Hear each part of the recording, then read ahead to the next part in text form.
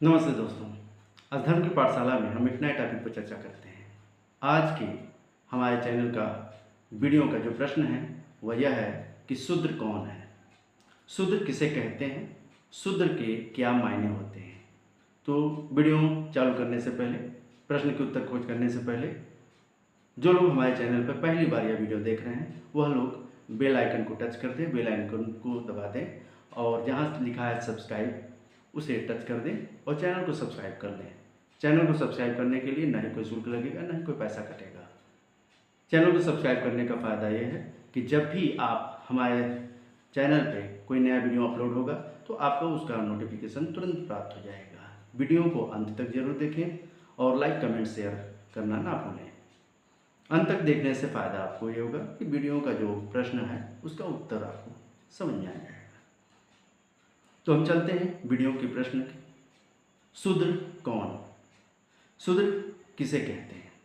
तो शूद्र जो वर्ण व्यवस्था के चौथे नंबर पर रखा गया है, शूद्र का अर्थ है वह व्यक्ति जो द्विज नहीं है, यानी द्विजन्मा श्रेणी में नहीं आता है, यानी जिसका उपनयन संस्कार नहीं किया जाता है, यानी जनेऊ धारण नहीं करता है, उसी को शूद्र सनातन ब्राह्मण धर्म में माना गया है। सनातन के सबसे प्राचीन धार्मिक किताब ऋग्वेद के मंडल 1 से लेकर मंडल 10 तक में अगर देखा जाए तो कहीं भी शूद्र शब्द का उल्लेख नहीं है सिवाय एक श्लोक को छोड़कर, मंडल 10 श्लोक नंबर 90 श्लोक नंबर 12, वो भी ये अभी मिलावट करके यहाँ लिखा गया है।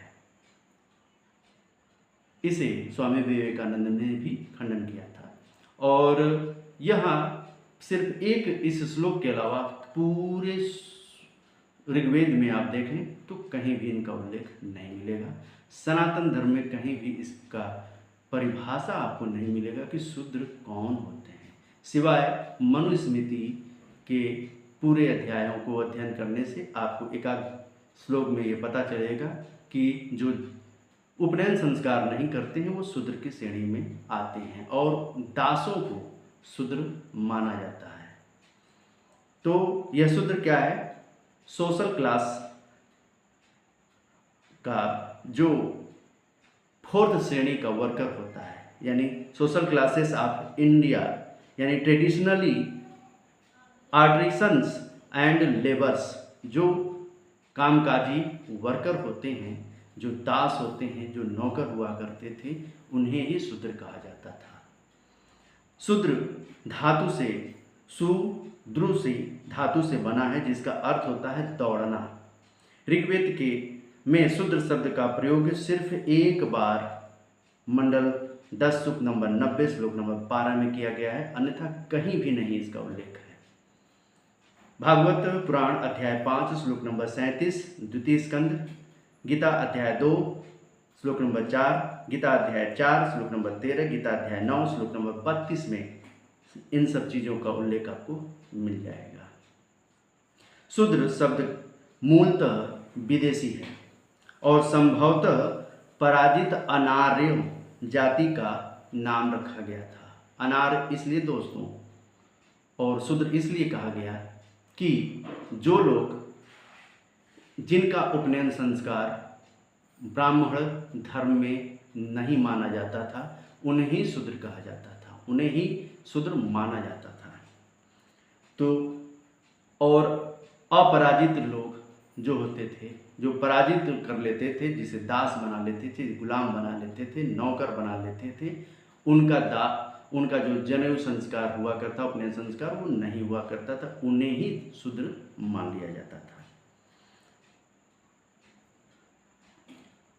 तो यह है शूद्र के मूल अर्थ। और शूद्र शब्द मूलतः विदेशी है, संभवतः पराजित अनार्यों का मूल नाम था। शोक करके द्रवित होने वाले परिचारित व्यक्ति शूद्र है, वायु पुराण में इसका उल्लेख है। श्रुति की द्रुति प्राप्त करने वाले शूद्र कहलाते हैं, भविष्य पुराण में इसका उल्लेख है। पूषण जो देवता थे वो भी शूद्र थे। और आपको यह बताया कि महाभारत में भी इसका उल्लेख आपको मिलेगा कि सारा मनुष्य जगत एक ब्रह्म की संतान है, तो वर्णों में विभेद क्यों, कैसे हुआ। यह शूद्र के बारे में कुछ उल्लेख आपको मिल जाएंगे। अब आगे आपको देखा जाए तो शूद्र के में भी दो प्रकार के शूद्र को माना जाता था, एक छूत शूद्र और दूसरा अछूत शूद्र।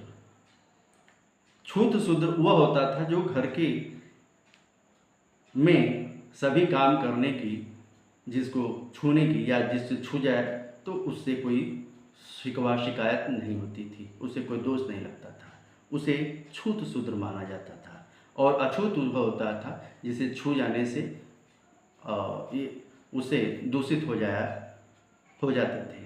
तो ये ब्राह्मण जो धर्म बनाए गए थे, यह समाज को विखंडित करने के लिए शूद्र शब्द का प्रयोग कर उन अनार्यों को अपने आप से विभाजित कर लिया दोस्तों, और समाज में ऐसी कुप्रतियाँ पैदा कर दिया जिससे सामाजिक व्यवस्था विखंडित होने लगी। तो हमने जाना कि शूद्र के बारे में। मनुस्मृति में अध्याय 10 श्लोक नंबर 65 में लिखा गया है कि शूद्र ब्राह्मणता को प्राप्त होता है और ब्राह्मण शूद्र को प्राप्त होता है। इसी प्रकार क्षत्रिय और वैश्य कुल में जन्म लेने वालों को भी जानो।